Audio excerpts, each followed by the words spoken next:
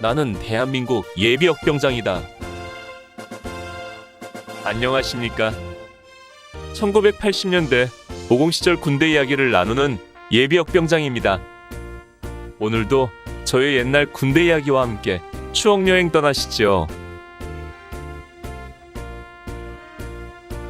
나의 일병시절 160번째 이야기. 11사단 대항군 훈련 1. 훈련 준비. 우리 노도부대는 많은 전술훈련을 실시하지만 그 중에서 특별한 훈련이라면 대항군 훈련일 것입니다. 대항군은 측정을 받는 부대의 전술훈련 상대역이 되어 그들과 전술전기를 겨루는 것입니다. 즉, 남의 잔치에 불청객이 되어 고춧가루 뿌리는 역할을 하는 것이지요. 우리 노도부대는 군단의 예비사단이고 내가 속한 32연대는 또한 사단의 예비연대였습니다. 또 우리 3대대는 연대의 예비대대이고 우리 11중대는 3대대의 예비중대였습니다. 우리 중대 3소대는 중대, 대대, 연대, 사단을 넘어 3군단의 예비소대로 당시 3소대가에는 군단의 예비소대다라는 가사가 있을 정도였습니다.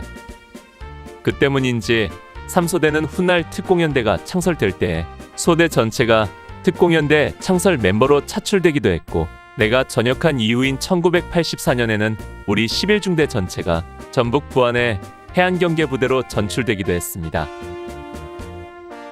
이렇듯 우리가 예비부대이다 보니 때때로 대항군으로 차출되어 크고 작은 훈련들에 참여해야 했습니다. 그 중에서도 가장 크게 뛰었던 대항군 훈련이 바로 1981년 12월 1일부터 11일까지 10박 11일 동안 뛰었던 11사단 대항군 훈련이었습니다. 이 훈련은 육군본부 교육사열을 받는 11사단에 대항하여 우리 32연대 전체가 약화된 적 한 개 군단이 되어 쌍방 전술훈련을 실시하는 것이었습니다. 따라서 우리 연대는 기존의 편제를 무시하고 적 공공군단이 되고 각 대대는 그 예하 사단이 되고 각 중대는 연대가 되어 새로운 부대명을 부여받았습니다. 훈련하는 동안 우리 부대만이 사용하는 별도의 암구호가 운용되었습니다. 훈련 규모로 보면 11사단 전 병력과 지원화력이 참여하고 우리 연대 역시 전 병력과 모든 지원 화력이 참여하며 훈련 섹타는 인제와 홍천, 양구 등 3개군에 걸쳐 있는 엄청난 규모의 훈련이었습니다. 내가 군생활 전체를 돌이켜볼 때 어쩌면 가장 힘들게 뛰었던 훈련이 바로 이 11사단 대항군 훈련일 것입니다.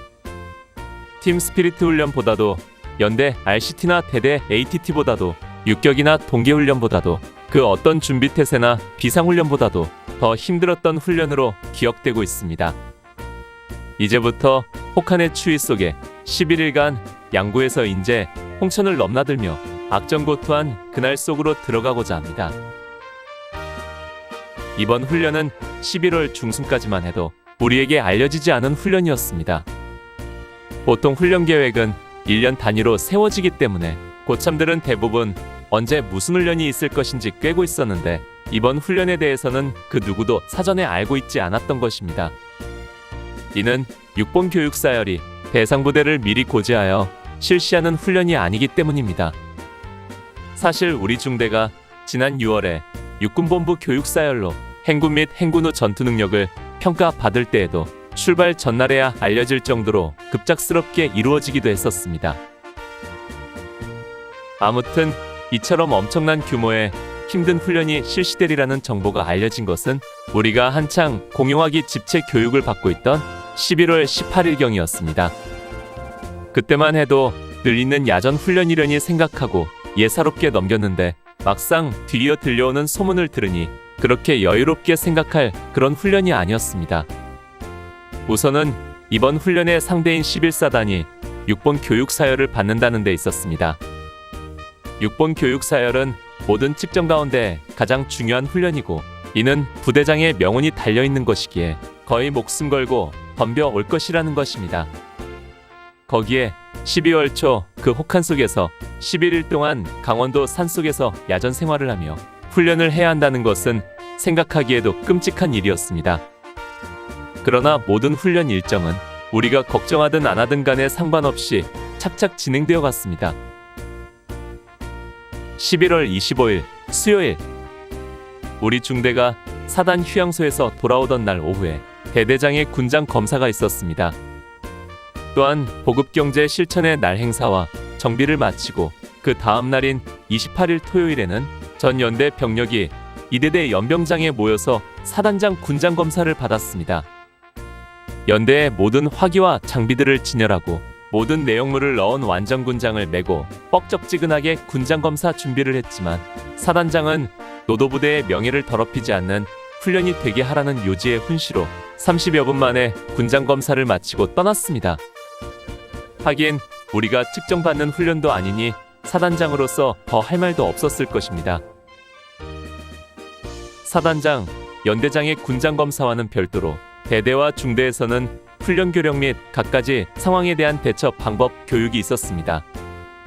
암고 숙지 및 훈련간 일탈행위 금지, 불필요한 행동 금지 등 기본적인 상황에서부터 포로로 잡혔을 경우 대처하는 방법까지 여러 가지 교육이 있었습니다.